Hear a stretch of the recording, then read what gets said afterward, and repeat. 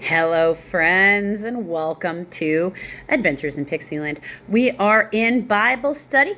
Yep, we're in the NIV, and we will be through 2025, and then we will read the KJV starting 2026. We are in the book of Mark. We are in chapter 12, which we are going to do verses 1 through 27 in this video, and in the next video, we are going to do the rest of chapter 12 in the book of Mark. So, this first one is the parable of the tenants. Chapter 12, verse 1. He then began to speak to them in parables. A man planted a vineyard. He put walls around it, dug a pit for the winepress, and built a watchtower. Okay. Then he rented the vineyard to some farmers and went away on a journey. Okay. At harvest time, he sent servants to the tenants to collect from them some of the fruit from the vineyard. But they seized him, beat him, and sent him away empty-handed. Well, that's not good. Then he sent another servant to them. They struck this man on the head and treated him shamefully. That's also not good. Then he sent another, and that one they killed. Okay, all right. He sent many others. Some of them they beat, others they killed. He had one left to send, a son, whom he loved. He sent them last of all, saying, "They will respect my son." But the tenants said to one another, "This is the heir. Come, let's kill him, and the inheritance will be ours." So they took him, and they killed him, and they threw him out of the vineyard. What then will the owner of the vineyard do? Will he come and kill those tenants and give the vineyard to others? Haven't you read this scripture? The stone the builder rejected has become the capstone, or cornerstone. Now, we've talked about this in Matthew. There's a big difference between the cornerstone and the capstone in construction. And that's different from the keystone. Okay? I need you to understand that all these things do different things. The cornerstone is going to have the weight of all the foundation on it. Jesus is the cornerstone of our faith. A keystone specifically has that shape, sort of like this, and it's sort of, well, it's usually got a flat bottom, so in a parallelogram, it's a parallelogram, and it supports the arch. It's part of, the piece that the stones, and that's why it's in that shape, so the stones can come together, not cut into a weird shape, and come together at that piece. It's the piece that fits it together. That's the keystone. Now, you could make that argument with the many branches of Christianity, but they are not giving that as an alternative, a capstone. Now, in the world of architecture and engineering, which is, where I make my money, the students have like a big final project that they have to do. There's in a bunch of different places in academia as well. I'm just giving you from my experiences. What they literally call that project that they have to complete, that final, which is usually a group project that they do together, they call it their capstone project. Because a capstone goes on top of a wall as part of a way. It's a type of way to keep moisture out. It seals something off. Okay? So, now does it work? If you're talking about somebody who's going to be kept out of heaven, if you have a lack of a belief in Jesus, it can be your capstone. But if you're a Christian who is firm in your faith, then Jesus is your cornerstone because your faith is built on him. How can you be a Christian if your faith isn't built on Jesus? Like, I don't know what you are, but you can't be a Christian. Verse 11, the Lord has done this, and it is marvelous in our eyes. Now, that is Psalm 118, 22 and 23, which I will be doing next year, in addition to the Old Testament, but as videos, because Psalms are songs or poems. Now, I'm not promising I'm going to sing, but I am going to read them because they are meant to be performed.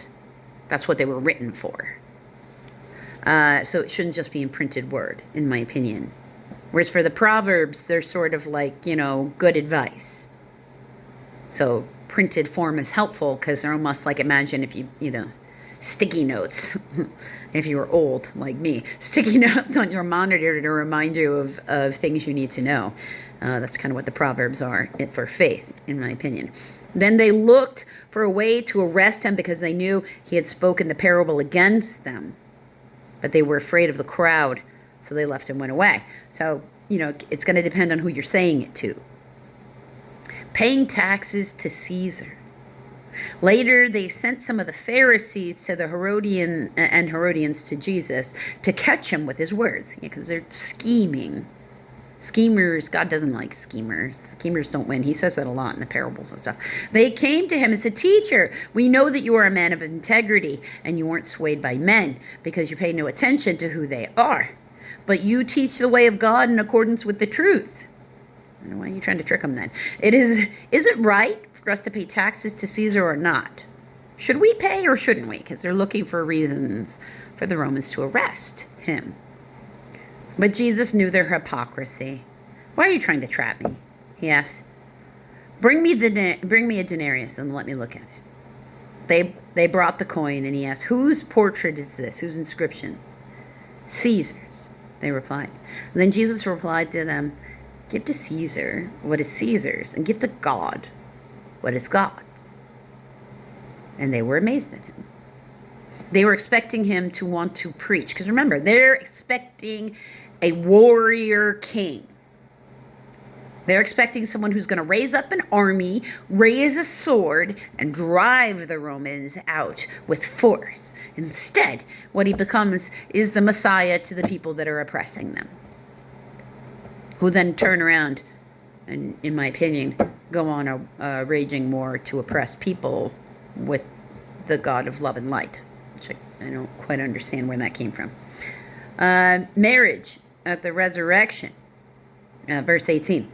Then the Sadducees, who say there is no resurrection, because they don't even believe in a soul, Sadducees, they came to him with a question. "Teacher," they said, "Moses wrote for us that if a man's brother dies and leaves a wife with no children, he must marry the widow and have children with his brother. Now there were 7 brothers. The first one married and died without leaving any children. The second one married the widow, but he also died leaving no children. It's the same with the third. In fact, none of the 7 left any children. Last of all, the woman died. Who, at the resurrection, whose wife shall she be, since the 7 were married to her?" See, some manuscripts, resurrection when men rise from the dead.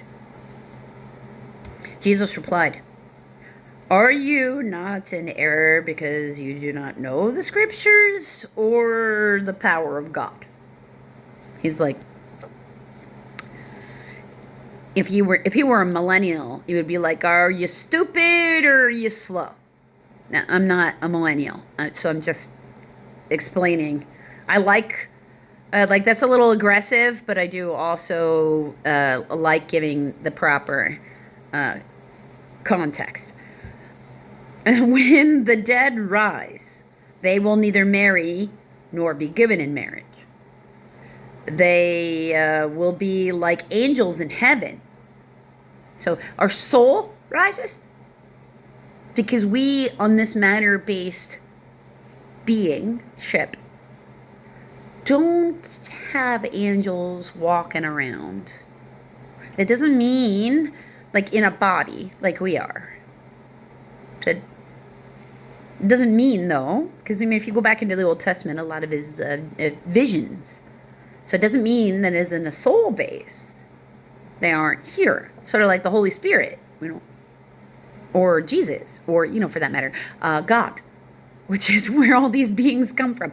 Every being in existence is a divine expression of God, right? So, they won't have a body. So, if you don't have a body, What do you need a husband or a wife for? Now, about the dead rising, have you not read in the book of Moses, in the account of the bush, how God said to him, I am the God of Abraham, the God of Isaac, and the God of Jacob. D. Exodus 3:6. He is not the God of the dead, but of the living. Now, you are badly mistaken. You are badly mistaken. So, what he's saying is, you note that in those marriage vows, it's until death do us part. Now, this is an issue for them, and there's a reason why they don't quite understand it, because in their way of thinking, women are incomplete souls who can only get to heaven attached to the goodness of their husband. Like, he's got to be good so he can ascend and then reach his hand down here to grab his wife's soul and drag her up there with him. That's why it matters who you marry. And that's why it was really kind of uncool that they weren't letting women choose who they were going to marry, if they were going to make them believe that their soul was dependent upon the goodness. Because what they were really doing is trying to make the women responsible for the actions of the authority figures that they put in their lives and didn't give them any control of.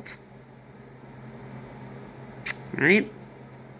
They were trying to make them responsible for the sins that the others in actions were taking. And it just doesn't work that way. We are all complete souls. We are all divine expressions. And we must all, in each moment, choose good. To be good. That's really how that has to go. So, there we're not going to be able to see that people aren't married after death. And that those contracts are done at death. And I can see why some married people who are deeply in love with each other, after death want to go find in heaven, go find that soul. And I'm not saying they can't do that. What I'm saying is that it has to be a voluntary thing between both souls before, it could happen on that plane. Because no one can own another person's soul. Because God owns all the souls. That's why we can't even really sell our souls. Because God owns all the souls. It's, in case somebody out there didn't know that.